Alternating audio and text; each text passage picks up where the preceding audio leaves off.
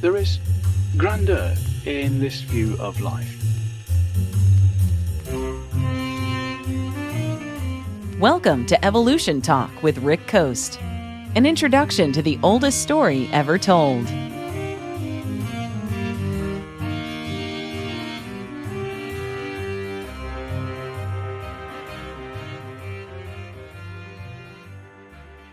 In the last episode, we came face to face with the Neanderthal, an extinct species of human who last walked the earth 40,000 years ago. Some would put that number a little more recent, say 20 to 30,000 years ago. But no matter how you cut it, there's no escaping the fact that we walked the earth at the same time.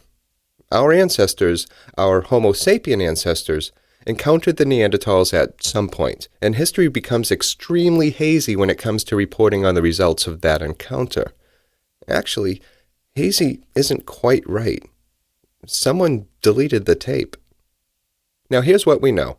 The Neanderthals left Africa at some point after the split from our common ancestor, the one that we both shared, and then they migrated north to Europe. There they enjoyed the life of a noble savage. You have to know I'm romanticizing that. There may not have been anything noble about them. But then again, we don't know that either. There are signs that the Neanderthals were extremely intelligent, and they may have looked at the world through the eyes of artists. But we, and I'm talking about our ancient Homo sapien ancestors here when I say we decided that we were also bored with the same old in Africa. Why not see what the Neanderthals were up to? So we journeyed north as well, and this happened around 100,000 years ago.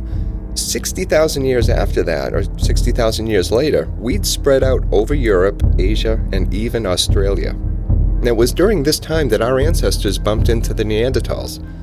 They were different from us. They were stockier and stronger. They knew the lay of the land better than we did. They had fire to cook their meat with and to keep them warm, especially when the weather was harsh. They'd acclimated to their new home out of Africa, while we were the new kids on the block. It may even be safe to say that we were unwelcome arrivals. Or rivals. We also know this. After sharing Europe with us for about 5,000 years, the Neanderthals disappeared. And I don't mean they simply moved away. They went extinct.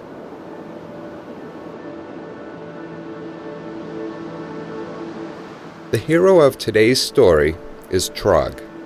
Trog's a Neanderthal. His family moved to Europe long before he was born. He doesn't remember Africa. In fact, he never heard of it. What he has heard, though, are stories told to him by his elders about a land much warmer than his home. Warmth isn't a rare commodity to Trog's people as you might think it was. There are periods of intense cold, though. Periods that Trog and his people have to suffer through. But they're built well for it, at least as far as their body structure is concerned. Like Trog, they have broad chests to guard their organs from the cold, and they have muscles that serve as insulation. To keep healthy and warm, Trog and his kind learned how to build a fire, make a shelter, and even how to hunt, with spears. He became very adept at using a spear to ambush deer and the occasional woolly mammoth. He needed help with a mammoth, though. They were huge. And when it became extremely cold, there wasn't a lot of game out there to hunt down.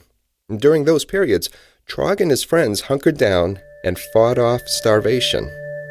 The climate was very unstable. We know this, that the ice ages, obviously you get a massive ice advance about every 100,000 years. This is anthropologist Chris Stringer talking about the hardships Trog and his brethren had to face. But also there are these very short-term fluctuations that are poorly understood in terms of the causes. And so every few thousand years, the conditions in the North Atlantic switch from being warm, nearly as warm as they are today, to the Atlantic being totally kind of frozen over. Trog's ancestors had to put up with the climate fluctuations as they were being hit by these repeatedly. Every few thousand years, the climate rapidly swung to a relatively warm condition, and then a thousand years later, back to extreme cold. So when it warmed up, they went north. When it suddenly froze, they all died out in those areas and survived, clung on in the south. So the climate swung from warm periods to times of extreme cold. The forests began to recede, and the population of wild game receded with it. But then, One summer day, while Trog was laying in wait for a red deer, he saw something completely unexpected. A stranger unlike any he had seen before.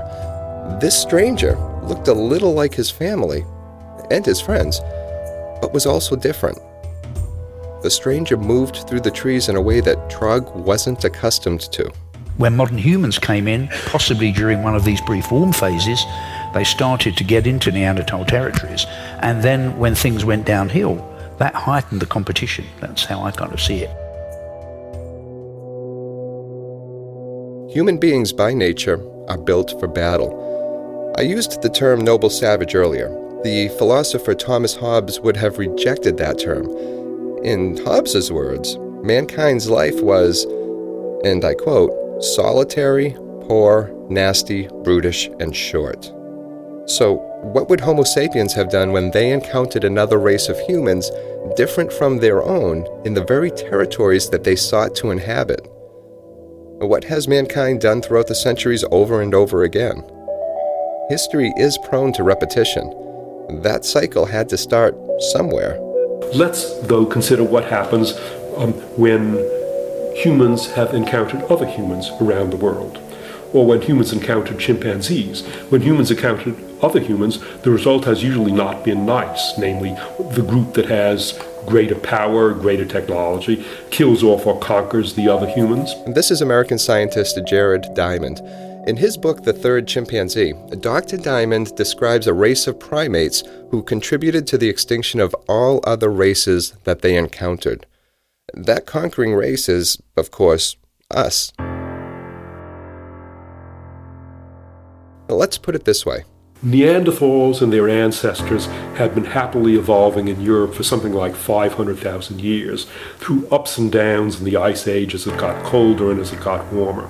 And the Neanderthals carried on for 470,000 years, and then arrives Homo sapiens, and within a few thousand years, Neanderthals are gone. It was, in a word, a holocaust. Trog's people may have been forced to retreat in the face of this new enemy. Not only had they been battling the cold, malnutrition, and the destruction of their habitat due to the climate, they now had us to contend with. They did what any wounded and scared animal would do. They fought back. And it's not like we had entered their territory with extended hands and a desire for peace. So the likelihood is that the people who encountered the Neanderthals would freak out and kill them. But maybe it wasn't as bad as all of that. There is another activity that has marked our society's rise to power, and which has placed us at the top of the food chain. We do put our axes and our knives down once in a while, and that's to trade and to reproduce. In 2013, the jawbone of a child was discovered in Italy. It appeared to be from an individual who was a mix of Homo sapien and Neanderthal. It may be that the event-like widespread extermination of Trog and his people never took place. Instead, we may have encountered Trog in those ancient European woods, saw an opportunity to trade, settled down, and eventually interbred. And it's no secret either that we carry traces of Neanderthal genes in our DNA. Depending on where your ancestors are from, the DNA traces could make up as much as 4%, especially if you are of European or Asian descent. There may have been battles between the races, but it may have also involved periods of peace and cooperation. Trog's life may not have come to a violent end. It may have been more like a love story. Well, I don't think we interbred with Neanderthals at all. And this is Professor Don Johansson, the paleoanthropologist who discovered the famous Australopithecus skeleton known as Lucy. There are some people who think that there was some level of interbreeding. But Professor Johansson isn't one of them. He spent a lot of time thinking about that early encounter between Trog and modern humans. Neanderthals evolved in Europe as an isolated group.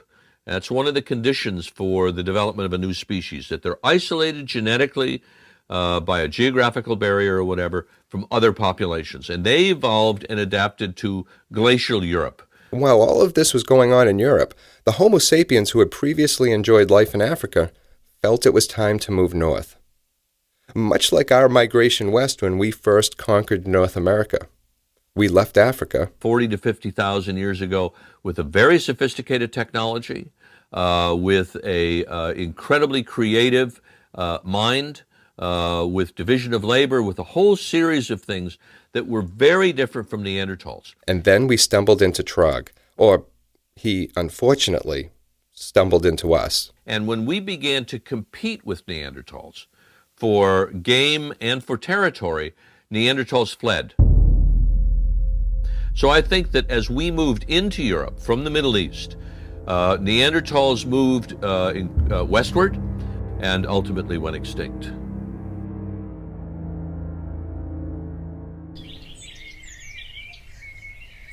The Encyclopedia Britannica describes an invasive species as any non-native species that significantly modifies or disrupts the ecosystem it colonizes. We humans have helped to introduce invasive species of plants and animals into our own habitats. A perfect example of this is the kudzu vine. I first encountered these while driving through North Carolina. There were these vast expanses of green vines which pretty much carpeted the landscape along the highway. Nothing was free from its grasp either. And when I say carpet, I do mean carpet. Trees, telephone poles, buildings, everything. I had no idea what these things were. And at first I thought they were beautiful. And they are. But they're also destructive and unwelcome. They're a perfect example of an invasive species. The kudzu smothers other plants by completely covering them. They grow so quickly and so thick that they can uproot trees. Resistance is futile. Mankind is not much different than a two-legged, warm-blooded kudzu vine. It sounds harsh, but when you think about it, we have covered the earth in a relatively short time. And not only have we covered it, but we too have uprooted trees and shaped the landscape to suit ourselves. We are, for all intents and purposes, unstoppable.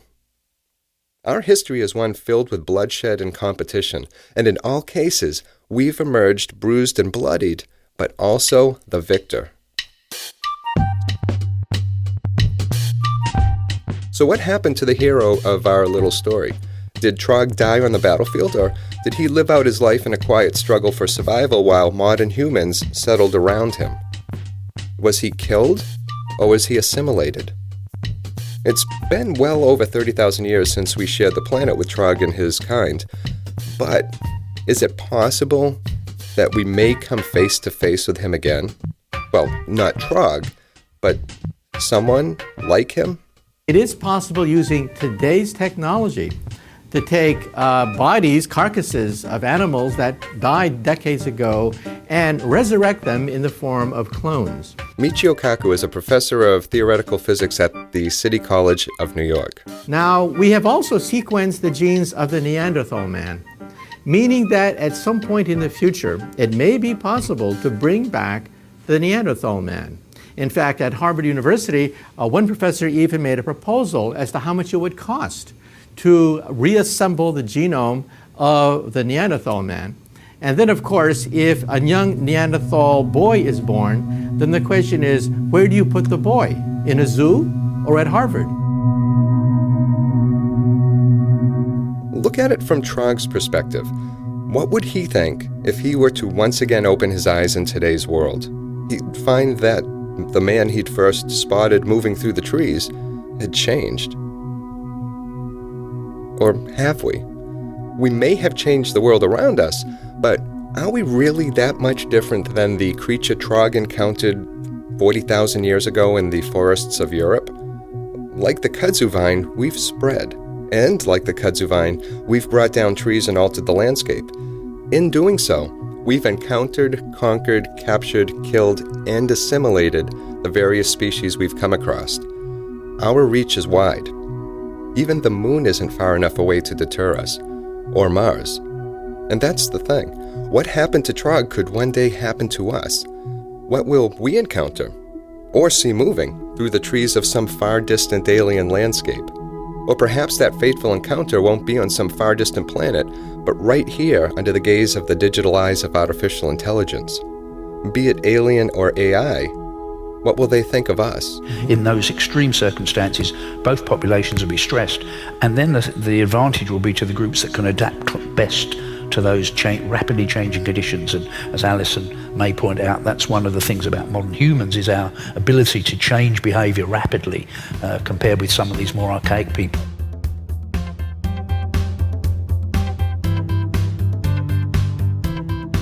Evolution Talk is written and produced by myself, Rick Coast. To see how you can become a patron of the show, head on over to evolutiontalk.com/support. You can also leave feedback or send ideas for future episodes. But more importantly, I want to thank you for listening to the show every week. And until next week, please take care of yourself.